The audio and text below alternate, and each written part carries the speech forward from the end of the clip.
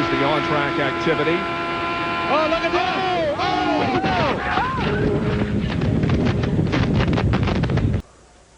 Here it is once again. There's the contact.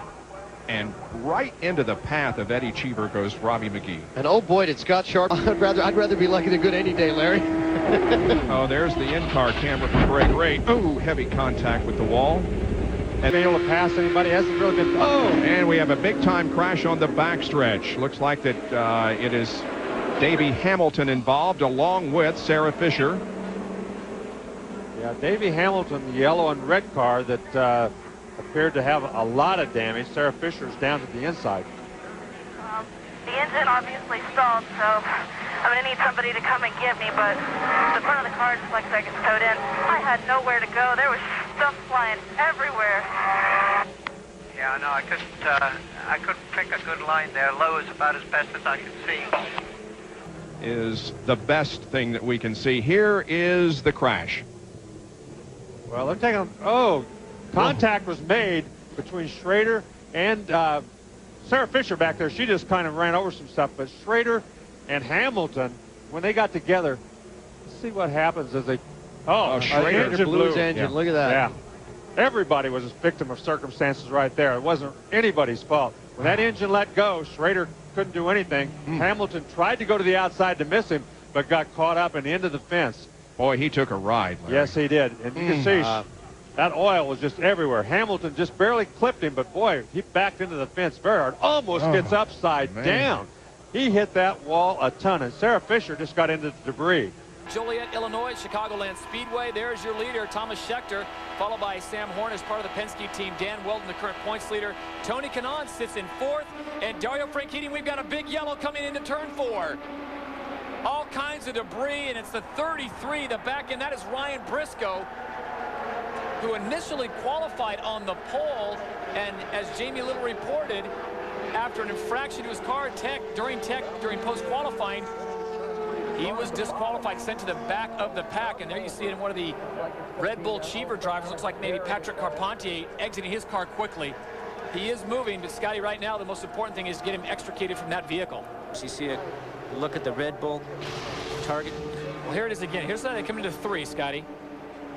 Actually, you can see on the very underside what a ride that was. Remember we had last year with Buddy Rice getting airborne coming out of turn 2 when they touched wheels. And here's the situation. Briscoe going underneath. Barron trying to come down on the racetrack. They both are going for the same piece of real estate. And what ends up happening is those rubber tires touch, and then all of a sudden the car starts to go in the air. Remember, we're going 215 miles an hour. Look at all the debris that's going all around the racetrack. This will be a long cleanup time. We got a yellow. Trouble. Oh, big upside down. Wow. Yellow flag will come out on that one, but 9 to go. The yellow wheel looks like Guerrero. Let's hope he's okay. Safety trucks are rolling. There's a lot of parts and pieces that aren't connected to each other. Stewart goes by on the backstretch. Here comes the ambulance. Well, that was Greco. Well, he slowed dramatically, and Roberta didn't quite catch it quick enough, and then he caught some other stuff. Yeah, and that road just starts flipping it. You know, Nellis Air Force Base, home of the demonstration team, the Air Force Thunderbirds, right across the street. They probably said, go ahead, just go ahead and apply power and get her out of here. You come out of the pits. I know that I used to concentrate on that a lot. All right, let's look at this. It looks like a pit entry problem. Elio had a similar problem. Boy, he caught that attenuator. Yeah, I tell you, I'm glad I wasn't in that car.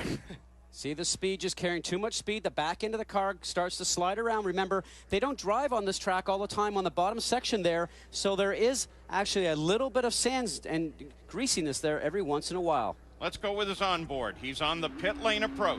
Hey, both Penske cars straight shot in pit ball. Oh, man. Yeah, you could see it. We'll get a good view of James Hinchcliffe in his hands here. So far through turn 1 looks pretty good. How many of you qualifying runs have you had? Oh! Hinchcliffe with a big one! Big one. Up on its side, he lost it at the apex of turn 2. It went loose, and it went around, and this is bad news for tomorrow unless they've got a spare car ready to go.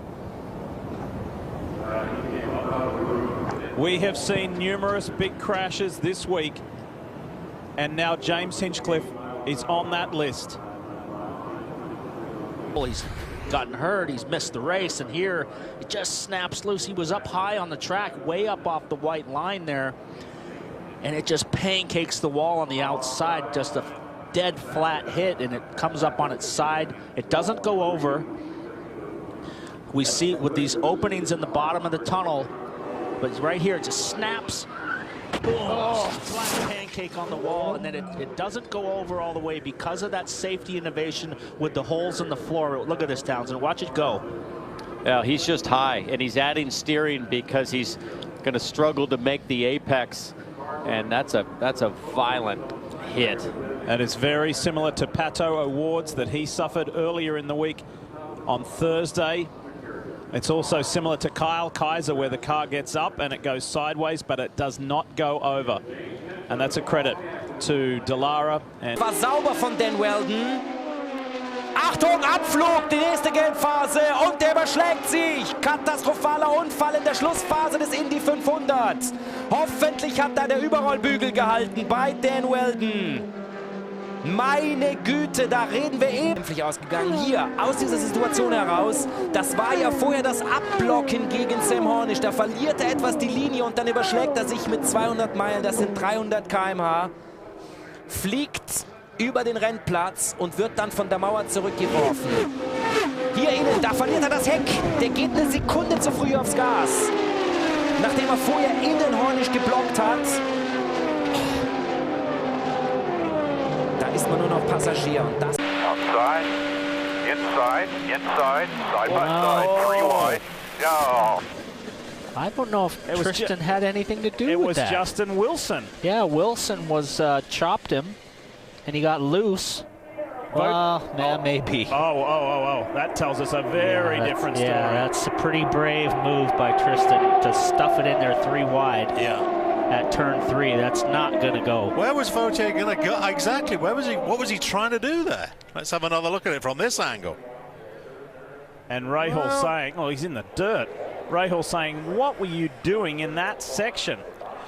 You know, looking at that shot though, I think it looked to me like Graham started to drop down on him.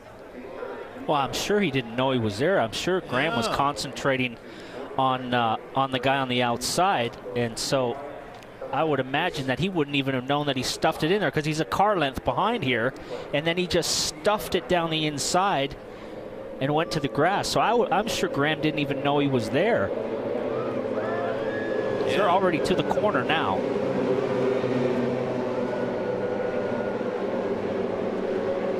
You see, the problem he's got the blue and silver cars coming down on top of Graham, so Graham's got to come down. Yeah. And then the coin car just dove in the inside, and we're seeing this in slow motion. That all happens in a 1/10 of a second.